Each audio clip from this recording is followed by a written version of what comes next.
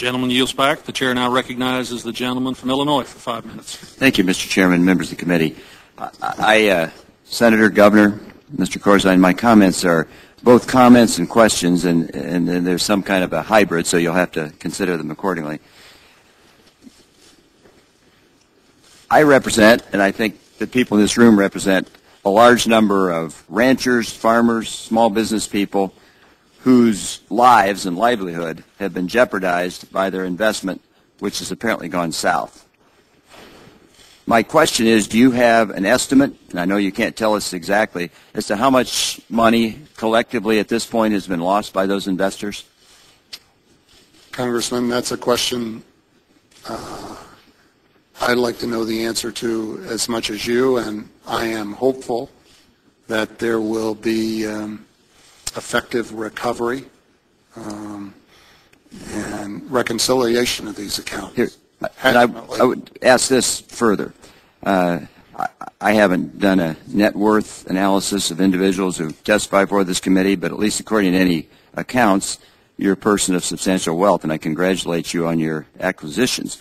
My question for you on behalf of these people who are largely small farmers, small businesses, co-ops all over the country, assuming that they're not made whole, are you and other executives of your company willing to stand the loss with your personal fortunes and allow them to be compensated and made whole? Congressman, either yes or no. It's fairly simple. Congressman, I don't think that this will go unresolved. Assuming it does go unresolved through the system, and it appears that there's a lot that's falling through the cracks, are you willing to commit that you will commit yours and the other executives' personal fortunes to making these people whole? My second question is, Mr. Gensler has decided, and I think appropriately so, to recuse himself on this issue, largely I think because of your relationship, and I guess I would say the whole Goldman Sachs fraternity, which would encompass a number of individuals, including foreign ministers of several of the countries in Europe to which you invested. I guess my question is, if he did that within the last several days, and given the fact that you probably occupy in some ways a position kind of semi-analogous to an attorney before a judge, where recusal would be appropriate, why didn't this happen a year ago? Given your relationship and the CFTC's oversight relationship with your company, why wasn't recusal something that was pursued a lot earlier in the process? Congressman, I think you can expect that I would not really speculate about the internal considerations that Mr. Gensler or the people at the CFTC took. I hope that we demonstrated that in the normal course. I'm down to 1 minute and 45 seconds, so I appreciate your response. I'm quoting from you several days ago when you indicated, as the chief executive officer of MF Global, I ultimately had overall responsibility for the firm. Then you go on to, in the course of a statement or subsequent statements, to indicate everybody else in the process, other than you, who was responsible for this.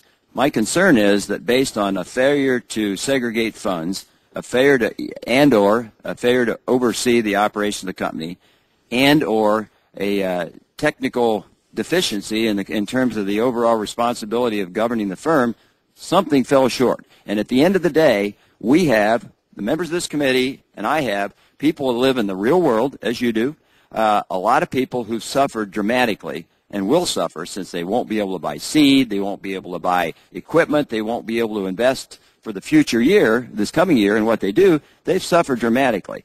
And while I certainly commend you and in your life history, you've been the leader of a state and represented a state with millions of people. You've been a CEO of major corporations.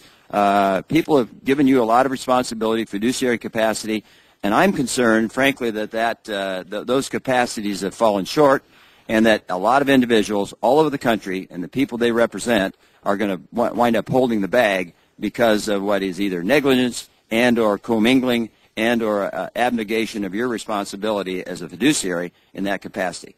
So I guess I'm down to 14 seconds. I appreciate your being here. I also appreciate you're not using the veil of the Fifth Amendment to refuse to answer questions, But I must say there's a lot of unanswered questions that they're going to be answered, hopefully, and I think you would agree, over the course of the next several months, so that my constituents, these individual constituents, are made whole and life can go on out in the real world, outside the beltway of this process, outside the beltway of Wall Street, where people live in an everyday world who have to make a living, and at this point, they are hurting real badly. Gentleman's time has expired.